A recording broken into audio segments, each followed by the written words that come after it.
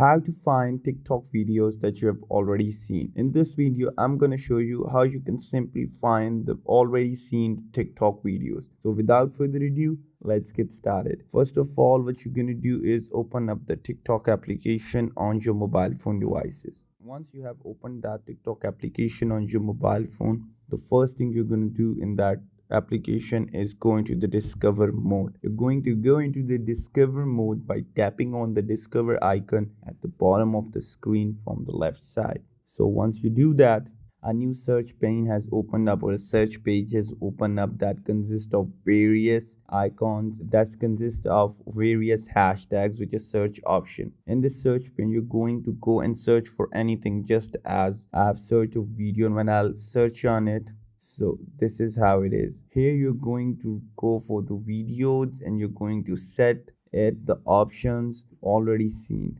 When you will do so, you'll see the videos that has already been seen, yet that the videos that you have already seen. So this is how you do it. This is how you watch already seen videos on your TikTok application. I hope this video was informative. Don't forget to like, comment, share and subscribe. Till next time, peace.